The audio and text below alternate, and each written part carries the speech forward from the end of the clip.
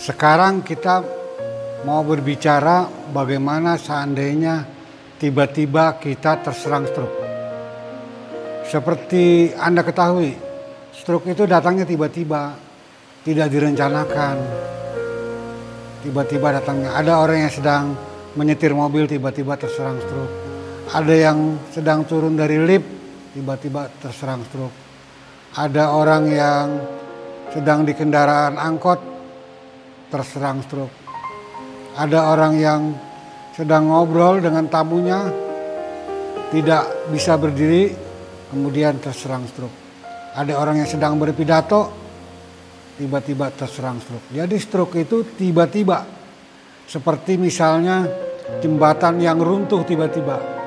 Itulah kejadian tentang stroke. Nah sekarang bagaimana apabila kita menghadapi situasi itu? Jangan termakan hoak. Ada yang bilang katanya tusuk jarinya agar keluar darah atau kupinya keluar darah. Itu hoax semua. Jadi itu tidak ada petunjuk dari dokter. Yang saya tahu itu tidak ada petunjuk dari dokter. Yang jelas ketika kita terserang stroke tiba-tiba itu, yang jelas bagaimana caranya kita harus mencapai rumah sakit. Direkomendasikan agar jangan lebih dari 3 jam. Mengapa rumah sakit? Karena rumah sakitlah yang memahami dan mengetahui, mempunyai alat untuk mentreatment atau menangani kasus stroke itu. Ibaratnya mobil atau motor banyak kempes di jalan. Kemudian motor itu atau mobil itu kita tetap jalankan, kan hancur kan peleknya. Nah begitu juga dengan orang yang terserang stroke. Apabila dia terlalu lama tidak ditambal di rumah sakit, maka yang terjadi adalah keparahan. Pendarahan akan semakin meningkat. Karena itu direkomendasikan agar datang ke rumah sakit yang memang rumah sakit itu memiliki alat khusus untuk menangani stroke. Jangan terlambat, karena kalau terlambat mengandung konsekuensi yang membahayakan. Apabila kita terserang stroke, usahakan jangan panik. Tujuan kita adalah bagaimana kita mencapai rumah sakit. Dan tentu sangat mulia apabila ada orang melihat orang yang terserang stroke, kemudian dia berjuang untuk membawanya ke rumah sakit.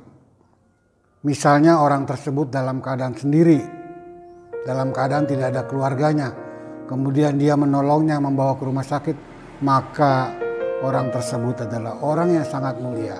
Yang paling berbahaya ketika kita terserang stroke tiba-tiba itu apabila peristiwanya ketika kita dalam keadaan sendiri di kamar mandi.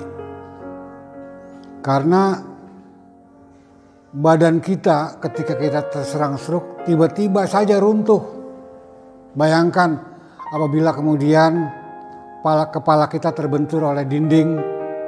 Karena itu bagi orang-orang yang terutama sudah lansia harus berhati-hati ketika bangun malam dan ke kamar mandi. Karena yang terjadi adalah bukan terpeleset, tetapi adalah stroke, kemudian jatuh berdebam, kemudian kepala membentur dinding atau lain sebagainya, maka di situ langsung koma biasanya. Karena itu banyak petunjuk-petunjuk agar ketika kita bangun tidur di malam hari, kita berdiam diri dulu sampai keadaan normal baru kita berjalan. Apabila kita berada di mana-mana seperti kita sedang pidato, pasti ada yang menolong. Apabila kita sedang ngobrol pasti ada yang menolong. Tetapi di kamar mandi ini yang sangat sulit dan harus diwaspadai. Baiklah, saya kira sekian informasi tentang bagaimana ketika kita tiba-tiba terserang stroke.